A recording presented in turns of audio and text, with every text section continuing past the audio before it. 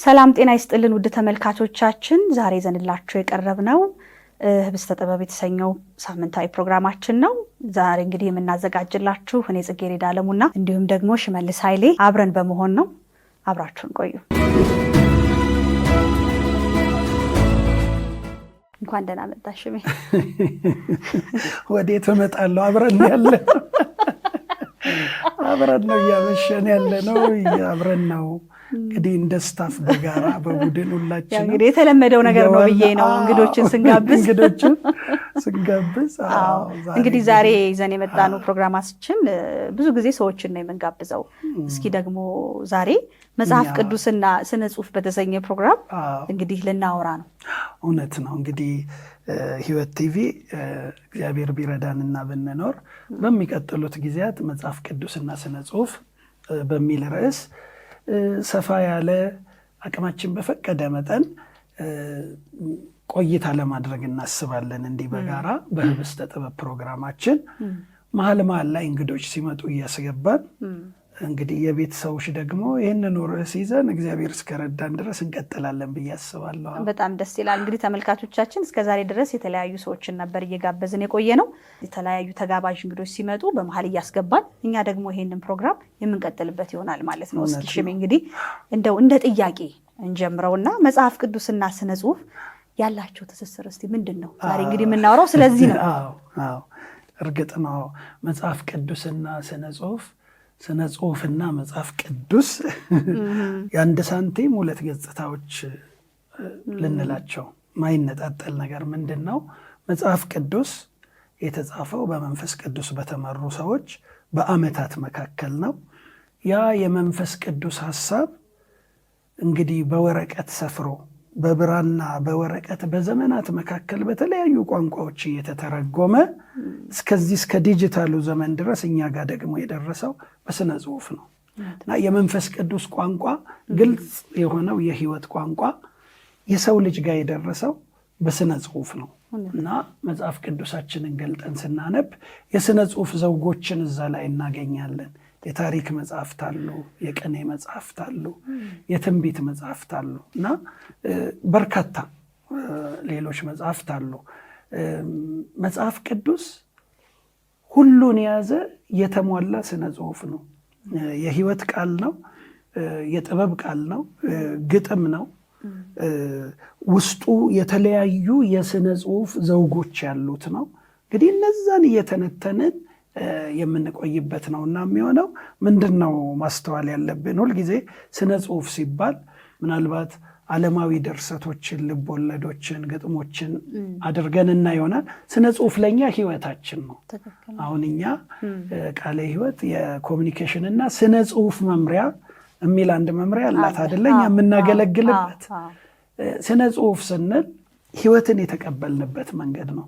መጽሐፍ ቅዱሳችን ይሄ የከበረ ቃል በስነ ጽሁፍ ተሰንዶ ነው ዘመናትን ዓመታትን አልፎ የደረሰው።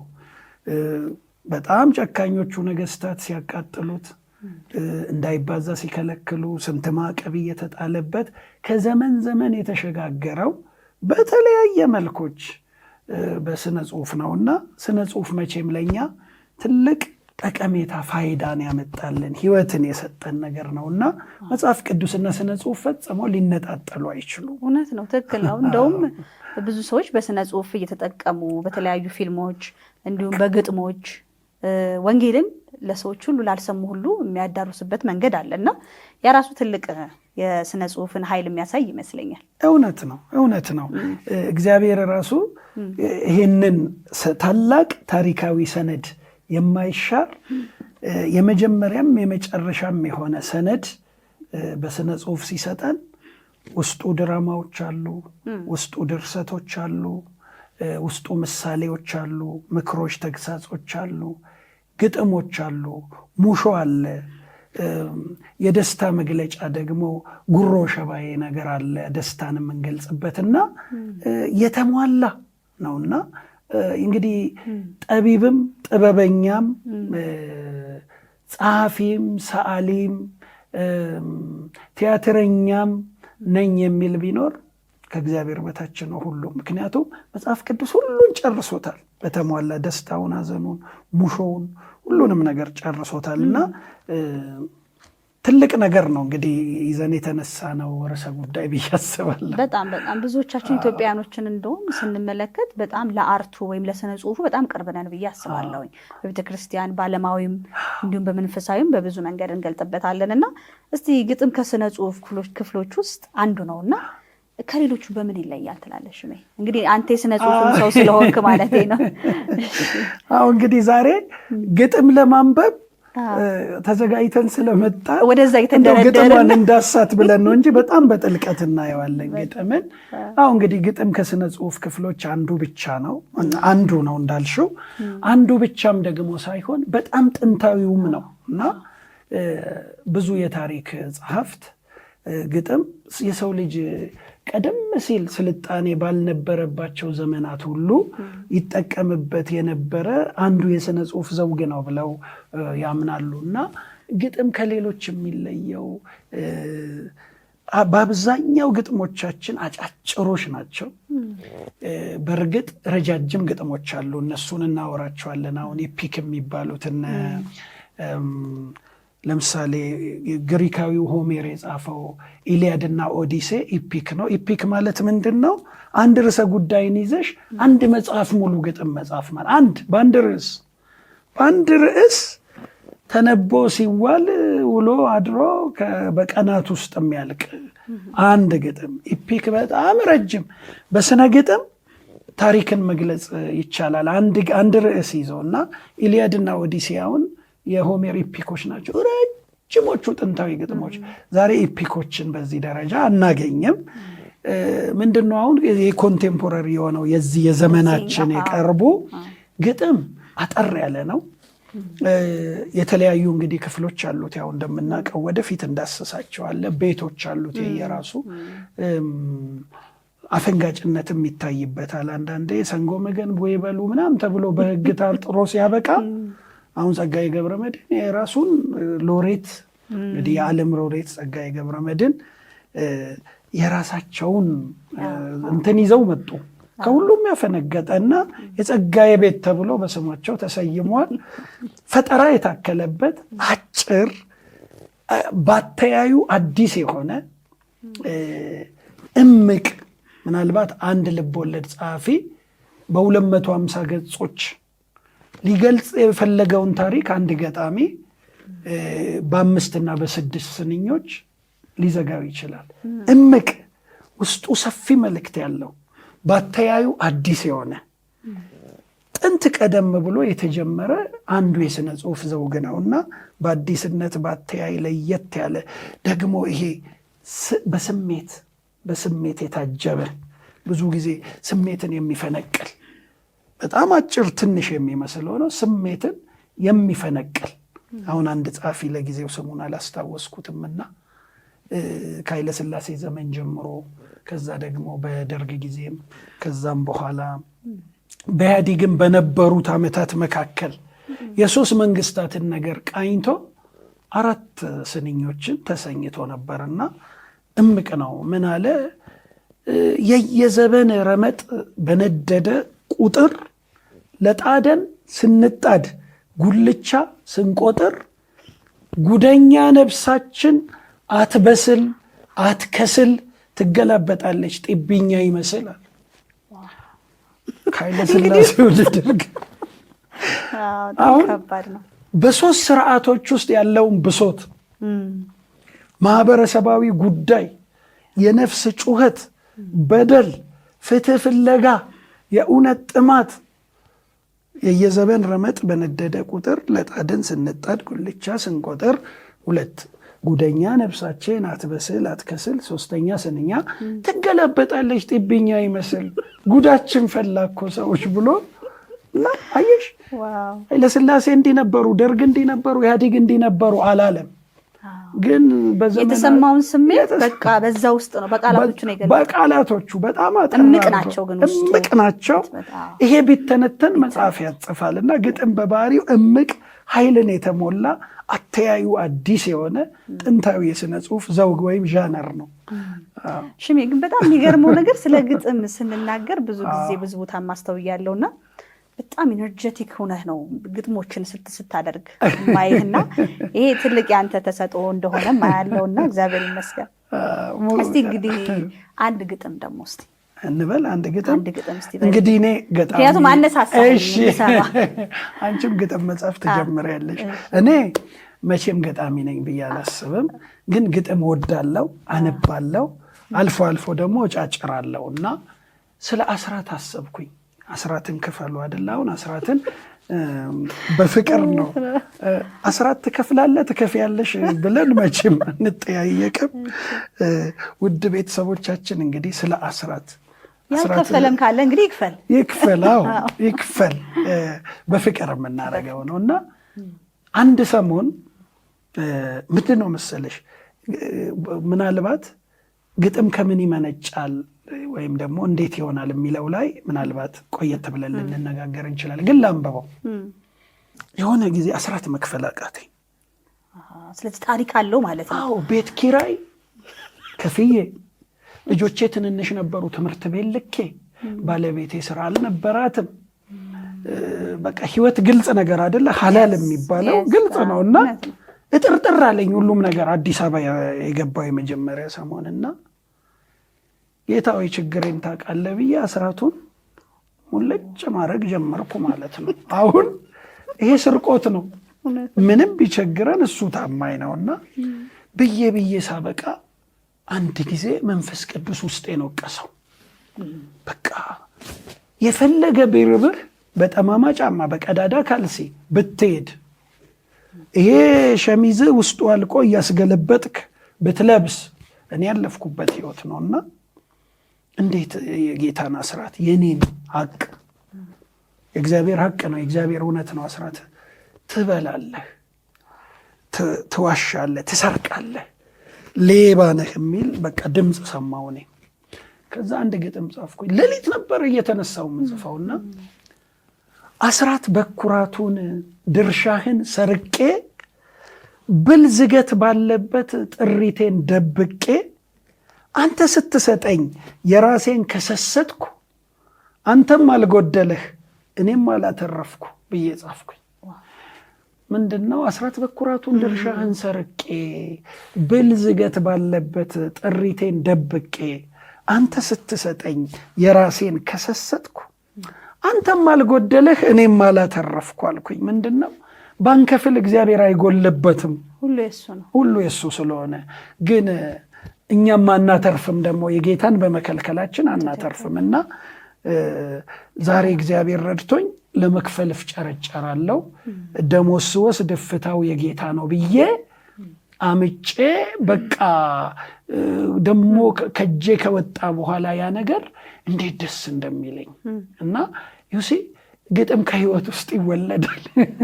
በጣም እንደው ይሄኛውን ሐሳብ ካነሳሽ በጣም የሚገርም ግጥም ነው። ስለ አስራትና በኩራት ስናወራ እንደው አንድ ጊዜ ሰማሁት ታሪክ አለ። አንድ እናት ናቸውና በቅርብ ማውቃቸው ሰው ናቸውና ከእያንዳንዱ እንግዲህ ይሄን ማወራ ከኔ ከባለቤቴ እናት ማለት ነው፣ ያው ስለምታውቃት ማለት ነውና ከእያንዳንዱ ነገር ለጌታ አስራት እያለች አንድ ዕቃ ብትሸጥ ከአንዱ ላይ ይሄ የጌታ አስራት ነው ማለት በጣም ከባድ ነው አይደል? እንደው ከእያንዳንዱ ነገር ዕቃ እየፈለክ ይሄ የጌታ ነው ብለህ ማስቀመጥና ምን ያህል አንዳንድ ጊዜ በህይወታችን የለመድነው ነገር እያደገ እስከ እድሜም እስከ ሽምግልናም እንዴት እንደሚቀጥል ያየሁበት ነውና ስለ አስራት በጣም የሚገርም ሐሳብ ትክክል ነገር ነው። ይሄ ሰው ደሞዝ ብቻ ነው አይደል የሚያስበው? ሰው ደሞዝ ብቻ ግን በፍጹም ከአንዱ ነገር ላይ በቃ ይሄ የጌታ ነው ብሎ እውነት ነው ሰው እንዴት ለትራንስፖርት ከተሰጠው ላይ ለጌታ ብሎ ይሄ ትልቅ መታመን ድንቅ ነገር ነውና እግዚአብሔር ሲረዳህ እንደዚህ አይነት ነገሮች እንደሱ አይነት ነገር አለ። አሁን ገጠር ብትሄጂ ስቲል ምንም ያልተቀየጠው ያልተበረዘው ብልጣብልጥነት ጮሌነት የሌለበት የጥንቱን ክርስትና የሚከተሉ አሉ። 10 የዱባ ፍሬ ማሳቸው ላይ ሲኖር አንዱን ተሸክመው ቸርች የሚመጡ የዋዎች አሉ፣ እግዚአብሔር ብድራታቸውን የሚቆጥርላቸው። ከብቶቻቸውን ሲያልቡ ቅቤ ገፍተው የመጀመሪያውን የወተቱን እንገርና ቅቤውን ለቤተ ክርስቲያን የሚሉ አሉ። እንደሱ አይነት አባቶችና የወንጌል አርበኛ አበውና እመው ናቸው እንግዲህ ዛሬ ላለንበት ቦታ ያበቁንና እንግዲህ በዚህ አጋጣሚ ኪነ ጥበብ ስነ ጽሁፍ የህይወት ነጸብራቅ ስለሆነ እግረ መንገዳችንን እዚህም እዛም እየነካካን እንሄዳለን። አስራትን አንስረቅ፣ ሌቦች አንሁን። እግዚአብሔር እንግዲህ ይህንን ከኛ ይጠብቃል። ውድ ቤተሰቦቻችንም ይህንኑ እንዲረዱ። ትክክል ነው። እንግዲህ ግጥም እንዳልከው ነው የህይወታችን አንዱ አካል ስለሆነ እየገጠምንም በንግግርም በምንም ያው እንግዲህ የምናየው ነገር ነውና እስኪ እንግዲህ ሽምዬ ገጣሚ ነኝ ብለህ ታስባለህ? አላስብም። ግን የሚገርምሽ ሁሉም ሰው ገጣሚ ነው፣ ሁሉም ሰው ጸሐፊ ነው ብዬ አምናለሁ። ለምንድን ነው ግጥም ወይም ጽሁፍ ወይም ደግሞ ስነ ጽሁፍ የምትይው በአጠቃላይ ሰፋ አድርገን ስናየው ኪነ ጥበብ የነባራዊው ህይወት በምድር ላይ የምንኖረው ነጸብራቅ፣ የእሱ ህይወት ነጸብራቅ ነው። ሁላችንም ውስጥ መጽሐፍ አለ። ትልልቅ መጽሐፎች አሉ፣ ልቦለዶች አሉ፣ የምስክርነት የህይወት ታሪክ መጽሐፎች አሉ፣ የግጥም መጽሐፎች አሉ። ሁላችንም ውስጥ የሚዘመሩ ለኳየር ለመዘምራን ህብረት የሚሰጡ ግጥሞች አሉ። እንዴት እንደምናወጣቸው የሚያማምጠን የሚያዋልደን ቴክኒክና መንገድ አጣን እንጂ ሁሉም ሰው ገጣሚ ነው። አንቺም ውስጥ አለ። ምንድን ነው አንዳንዱ እንደኔ በጉልበት አምጦ ይሞክረዋል ገጣሚያን እንዳይሰሙኝና አንዳንዱ ደግሞ እንዳንቺ አዳፍኖት ቁጭ ብሏል። ለምሳሌ ለእያንዳንዳችን የተለያየ ጸጋ ይሰጠናል። አሁን ቤት ሲሰራ እንጨት ሁሉም ምሰሶ አይሆንም፣ ሁሉም ማገር አይሆንም፣ ሁሉም ወራጅ አይሆንም። እንጨቶች የተለያየ ድርሻ አላቸው። እንደየውፍረታቸው ቀጥ ብሎ ወይም ጠመም ብሎ እንደመብቀል እንደምናምናቸው እንጨት የየራሱ ድርሻ አለ። ሁሉም እንጨት ለማገርነት አይፈጠርም፣ ለምሰሶነት አይፈጠርም። ሁሉም እንጨት ሊገረገድ እንደሱ አይፈጠርም። እና እኛንም እግዚአብሔር እንዲያደርገው ሰርተዋል። ልክ ጣቶቻችን እንደሚለያዩት ማለት ነው። እና ጣቶቻችን በቁመትም በአገልግሎትም ይለያያሉ። ስንጽፍ በዚህና በዚህ የሚጽፉ ብዙ አይደሉም። እንዲህ ነው የምንጽፈውና እያንዳንዱ ጣት የየራሱ እንትን አለው። ልክ እንደዛ አሁን እኔ መጫጫር እሞክራለሁ፣ ግጥሙንም ሌሎች መጽሐፍትንም ምናምን። አንቺ ላይ የማየው ጸጋ ደግሞ ምንድን ነው? እግዚአብሔር አሁን ለአንቺ የሰጠው እኔ ስረዳ እንግዲህ አብረን ስንሰራ ባሳለፍንባቸው ጊዜያት ተጽፎ ተዘጋጅቶ የተሰጠሽን ነገር ሜሎዲ እንዴት በሚያምር ድምፅ ኢንቶኔሽን የከፍና ዝቅ አድርገሽ ስሜት በሚነካ ሁኔታ በሚስብ ሁኔታ እንዴት እንደምታቀርቢ ሳይ በጣም ይገርመኛል፣ በጣም ይገርመኛል። እና ምንድን ነው እግዚአብሔር ለየራሳችን የሰጠን ነገር አለ። ገጣሚ ነኝ ብዬ አላስብም። ውስጤ ግጥሞች ብዙ መጽሐፎች አሉ፣ ግን እሞካክራለሁ። አላዳፈንኩትም፣ እሞካክራለሁ ብዬ ነው ማሰብ። እኛ እንኳን በተለያዩ እንግዲህ የበዓልም ፕሮግራሞች ላይ የምገጥማቸው ነገሮች ውስጡ በጣም መልእክት፣ ጠንካራ መልእክት ያላቸው ግን ደግሞ ሰውን ፈገግ የሚያደርግ ሙሉ ኦዲየንሱን የመያዝ አቅም እሱ ራሱ ትልቅ ስኪል ይመስለኛል እና ትልቅ ነገር ነው። እስቲ እንደው እንዴት ግጥም ወደ መጽሐፍ ገባ? እስኪ መቼ ነው የጀመርከው? አዎ እሱ ወደ ኋላ ይወስደናል። ብዙ ዓመታት ህይወትን ስትኖሪ በቃ ስነ ጽሁፍ አብሮሻል። ህይወትን ስትኖሪ ከእናትሽ ማህፀን አልቅሰሽ ከወጣሽበት ጊዜ ጀምሮ እትብትሽ ተቆርጦ ከእናትሽ ተለይተሽ በራስሽ ሳምባ መተንፈስ አየር ማስወጣትና ማስገባት ከጀመርሽበት ጊዜ ጀምሮ አንቺ ራስሽን ችለሽ ከፍ እያልሽ ስትሄጂ የራስሽ ህይወት አለ። ኢቭን በሆድ ውስጥ አጥንትና ስጋ እንዴት እንደሚዋደድ የሚያውቀው እግዚአብሔር ራሱ በማህፀን ውስጥ ሳለንም የራሳችን ታሪክ ይኖራልና ከልጅነት ነው የሚጀምረው ነገራችን። እኔ ያደግኩት የቀድሞ አጠራሩ አብዮታዊት ኢትዮጵያ ህጻናት አምባ የሚባል ነው። ህጻናት አምባ ውስጥ ነው ያደግኩትና ፀሐይ የደመቀች የሚል የህጻናት መዝሙር አለ አይደል? እሱን ከዘመሩ ትንንሽ ህጻናት አንዱ ነኝ። እንግዲህ ህጻን ትንንሽ ህጻናት። የዛሬ ስንት ዓመት ማለት ነው? መስከረም 5 1973 ኦልሞስት 46ኛ ዓመታችን የሚመጣው መስከረም ተቋሙ ከተከፈተ እድሜ እንዳታሰይ አንድ ፍሬ ልጅ ነኝና ያኔ አንቺ ወላጆችሽ አይጋቡ ይሆናልና ያኔ ሕፃናት አምባ ውስጥ የኪነ ጥበብ የስነ ጽሁፍና ድራማ ክበብ አለ። እዛ ውስጥ ውድድሮች አሉ፣ ትምህርቶች አሉ። የሙዚቃ ክበብ አለ፣ የሙዚቃ መሳሪያ ጋራዥ አለ፣ ውድድር ካለ እንደየዝንባሌሽ የፈለግሽውን ነገር ሆነሽ ነው የምታድጊው። ትማሪዋለሽ።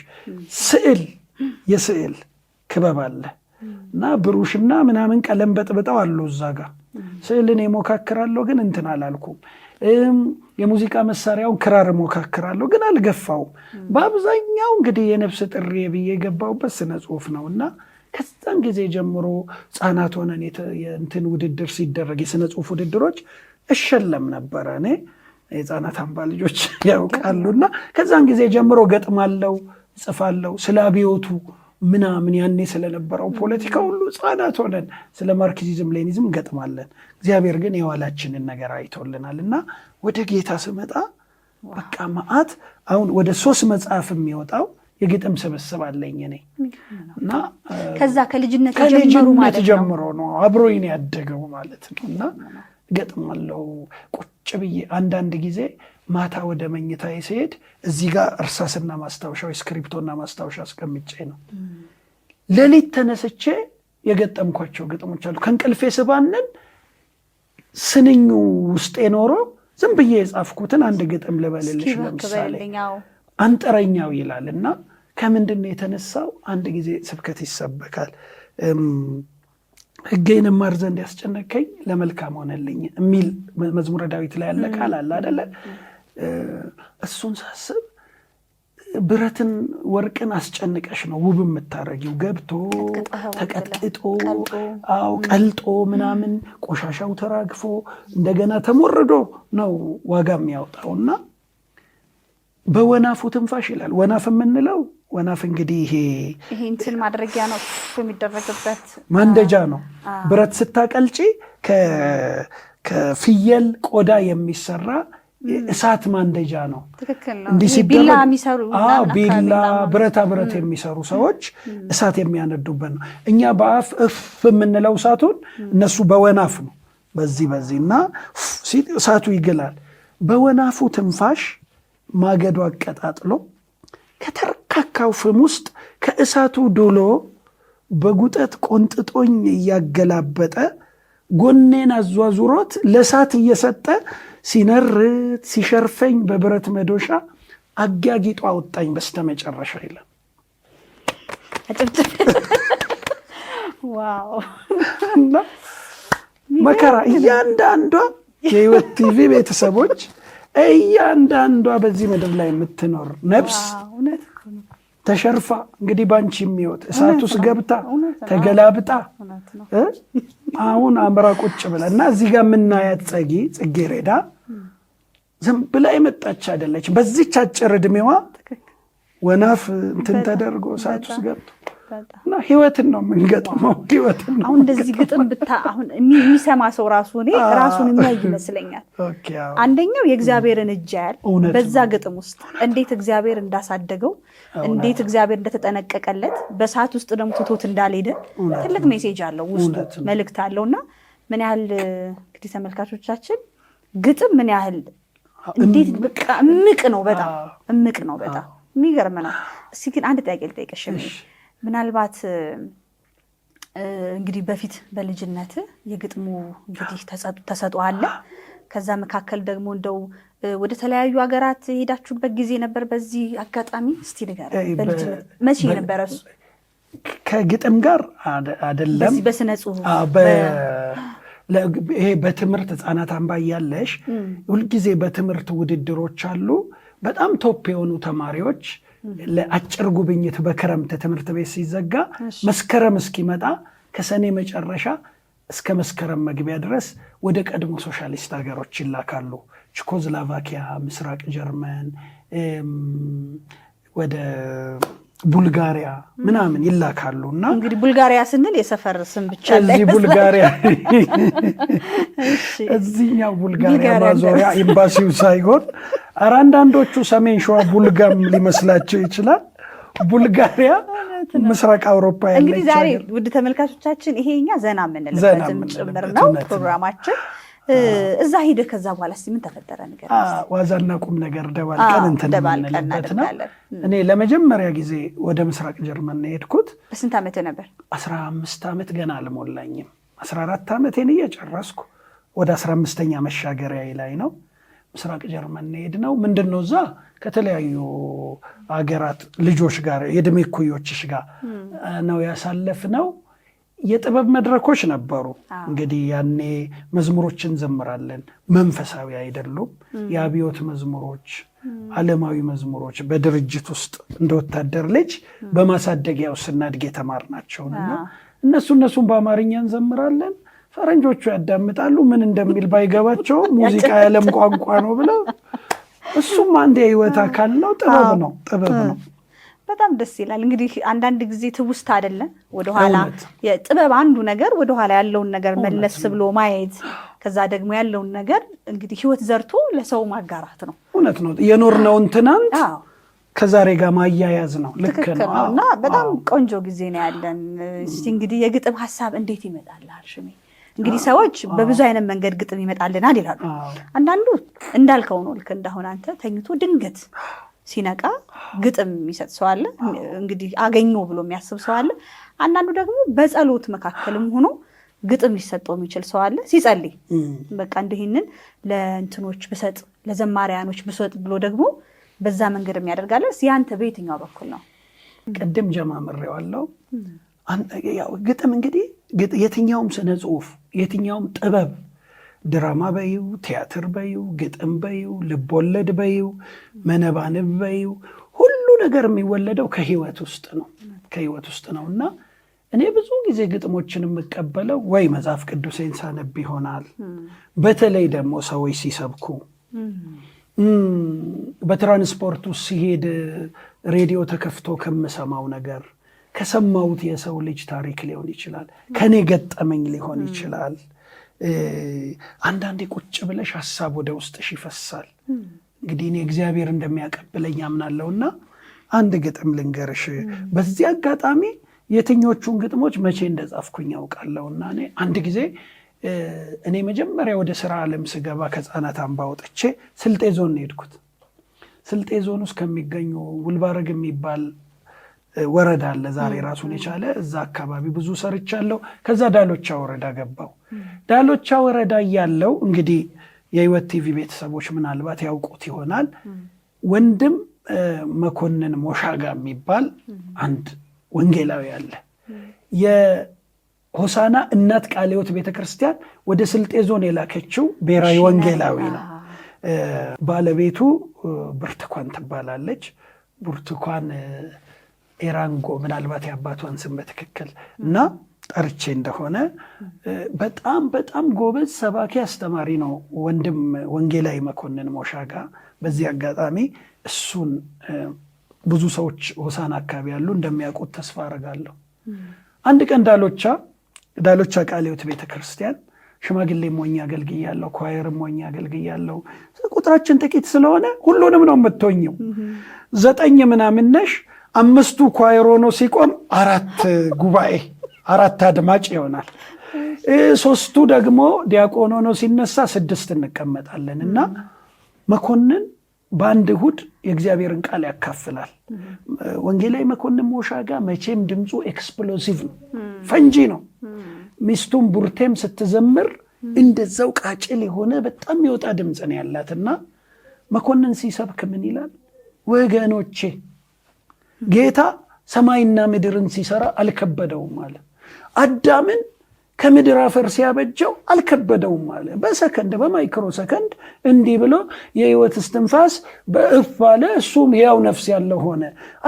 ተራሮችም ምናምን ያሉትን እጽዋት ባህሩንና በውስጥ ያሉትን የሰማይ አንበሪ በራሪዎችን ሲፈጥር አልከበደውም አለ። አንዴ ስርት አድርጎ በሰባተኛው ቀን አረፈ። እግዚአብሔር ምን እንደከበደው ታውቃላችሁ? እኛም መስራት አለ።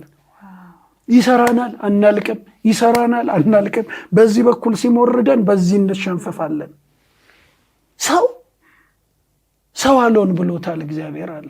ዳዊትም በቃ በመጨረሻው እንትን ባለ ጊዜ ለልጁ ለሰለሞን ሰው ሁን ብሎት፣ ሰለሞንም ከዛ በኋላ ብዙ መልካም ነገሮችን አድርጓል። ግን ሰው አልሆነም።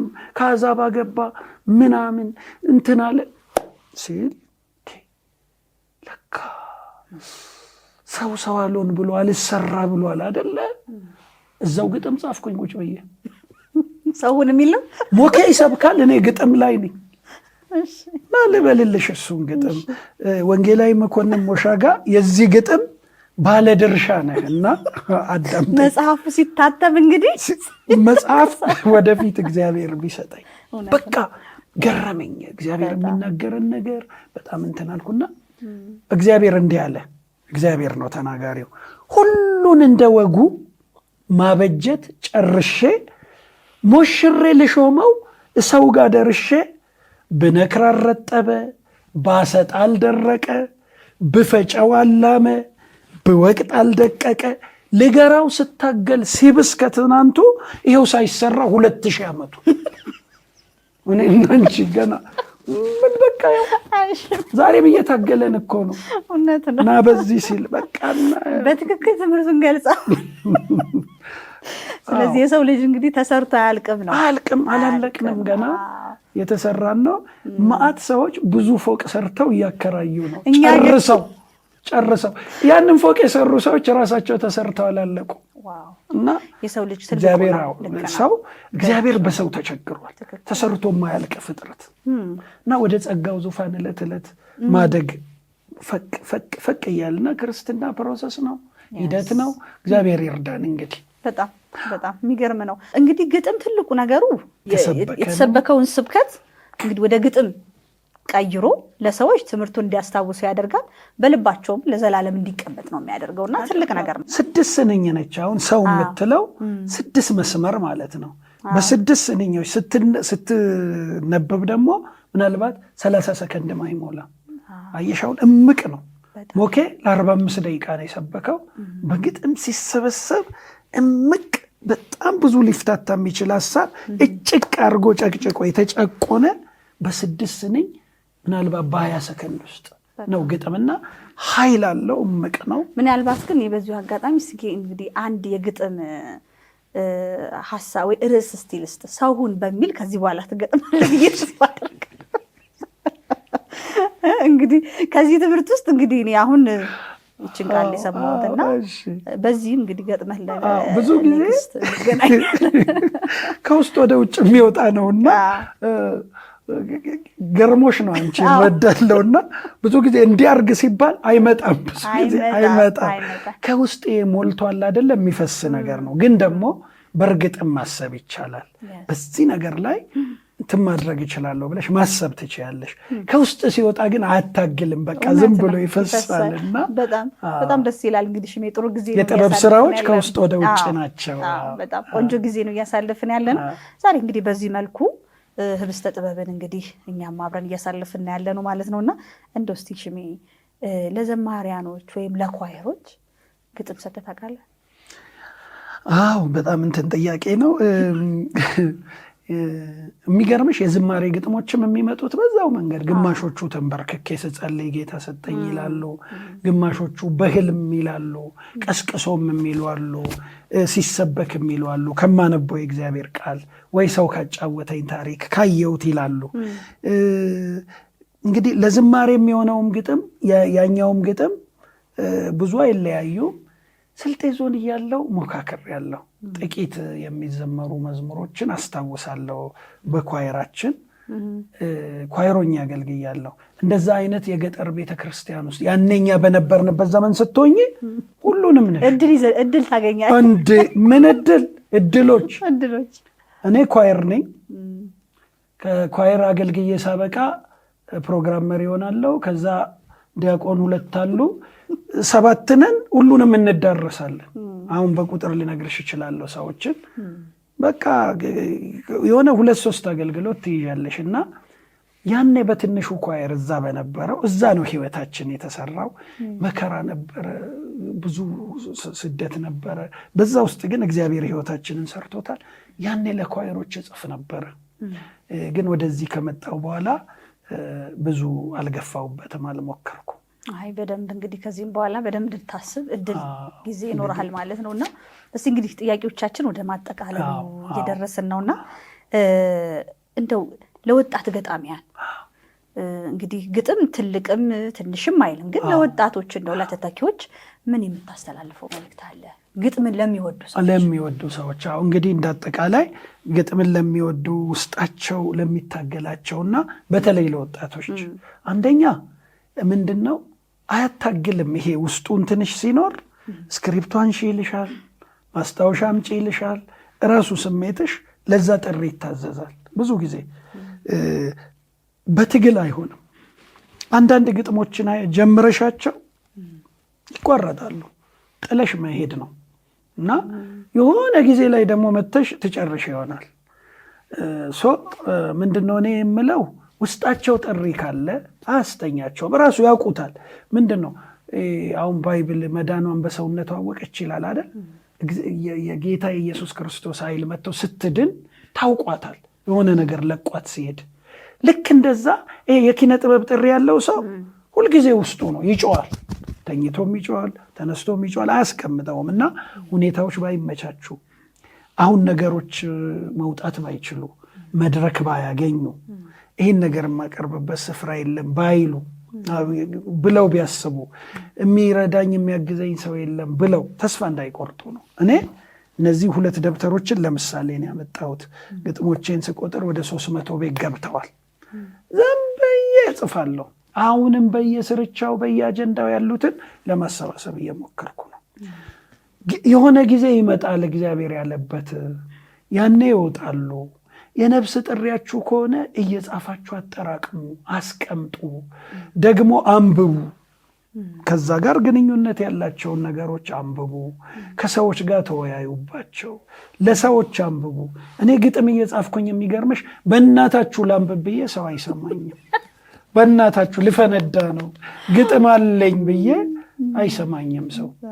ኧረ ግጥም ብዬ ለቸርች ስናገር ጊዜ የለም፣ አሁን መባ ተሰብስቦ አልቋል እና ተጨማሪ ነገር ነው ይሄ ተደርጎ የሚወሰደው። ያም ሆኖ ግን ውስጥሽ ካለ አያቆይሽም እና ተስፋ አትቁረጡ፣ ግፉ፣ በርቱ። ደግሞ መጽሐፍትን እየፈለጋችሁ አንብቡ። ራሳችሁን ማሳደግ ትችላላችሁ። ዛሬ ዲጂታል ዘመን ላይ ነው ያለ ነው። በተለያዩ የዲጂታል ሚዲያ አውታሮች መማር ይቻላል። ራሳችሁን አስተምሩ፣ አብቁ፣ በርቱ ነው። ለቤተ ክርስቲያን ደግሞ ለጥበብ መድረክ ስጪ፣ ጊዜ ስጪ። ተጨማሪ ተቀጥላ ነገር ሳይሆን ራሱ ሕይወት ከሆነው መጽሐፍ ቅዱስ የሚቀዳ ታላቅ ቁም ነገር ነው የሚል መልእክት ነው ያለኝ። በጣም በጣም ደስ ይላል ሽሜ። በእውነት ቆንጆ ጊዜ ነው ከአንተ ጋር ያሳልፍኩትና እነዚህ ፕሮግራሞች እንግዲህ ቅድም እንደተናገር ነው በመሀል የተለያዩ ጊዜቶችን እየጠበቅን የምናስተላልፈው ይሆናል። ቀጣይነት ያለው ነው። እንግዲህ በዚህ አጋጣሚ የግጥም ችሎታ አለኝ የሚሉ ልጆች ካሉ ምናልባት እንደው የስነ ጽሁፍ ጥሪ አለኝ መጥቼ ህይወት ቲቪ ላይ የተለያዩ ፕሮግራሞችን ባቀርብ ብለው የሚያስቡ ወጣቶች ካሉ ለነዚህ ምን አይነት መልእክት ትላለሽ? ይሄ ደግሞ በጣም ጥሩ፣ እግዚአብሔር ይባርክሽ። በጣም ስመኛ የነበረ ነው። ህይወት ቲቪ አንድ የእድል መድረክ ነው። የኢትዮጵያ ቃለ ሕይወት ቤተክርስቲያን ህይወት ቲቪን ስትከፍት ሁሉም ወገኖች፣ ጥሪ ያላቸው ወገኖች፣ ለእግዚአብሔር ወንጌል መስፋፋት ፍላጎት ያላቸው አብረውን ሊሰሩ የሚችሉ ወገኖች ሁሉ እንዲሳተፉ በማሰብ ነው። አሳታፊ ነች፣ አካቷዊ ነች። እኛ ቤተ እምነቶችን አንለየም።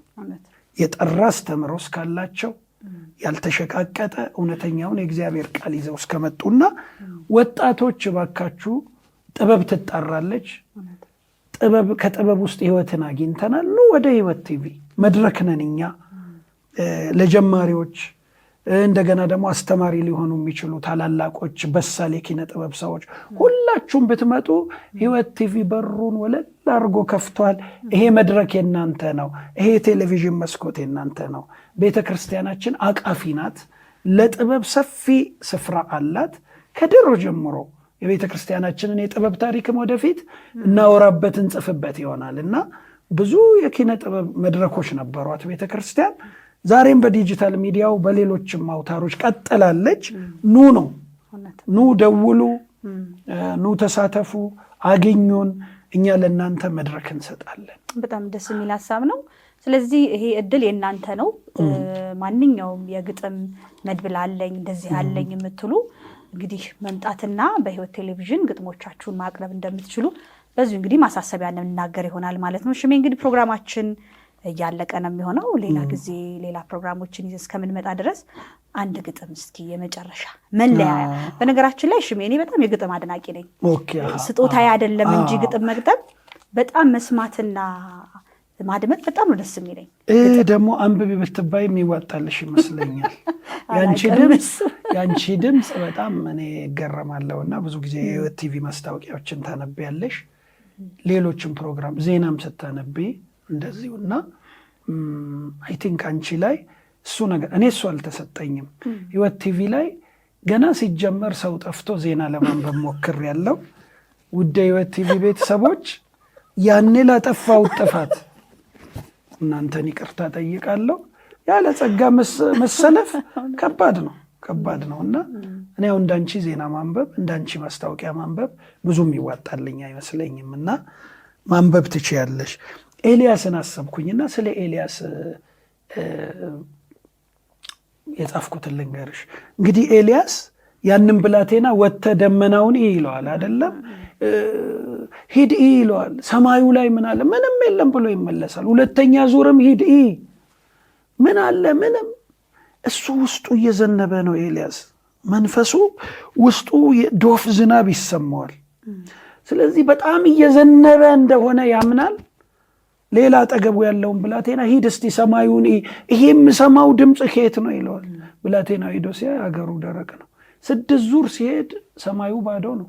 7ተኛ ሄዶ ብላቴናው እጅ የምታክል ደመና አየው። እንጃ ይሄ ነገር አለ። እጅ የምታክል ደመና ቀርቶ አገር የሸፈነ ደመና እያየን እኛ እና ምንም ዶፍ ዝናብ ነው ብለንና ኤልያስ እንዴት በደረቅ ሰማይ ዶፍ ሊጥል ነው? ሂድ 6 ጊዜ ልጁን ልኮት በ7ተኛው ነው አይደለ እጅ የምታክል ደመና የታየችው።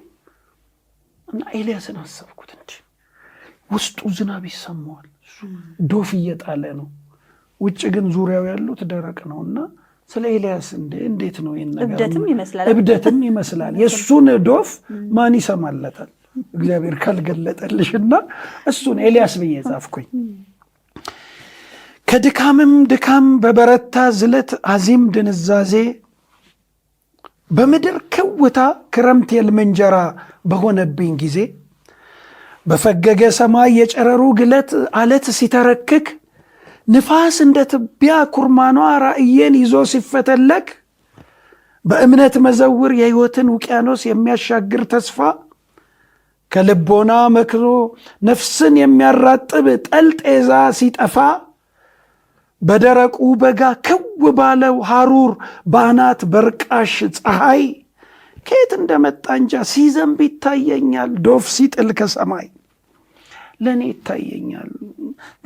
ሰው ደግሞ አይረዳውም። አሁን እሱ ኤልያስ እብድ ነው እንግዲህ እየዘነበ ነው ይላል። ወጥተው ሲያዩ ኧረ ደረቅ ነው ይሉታል።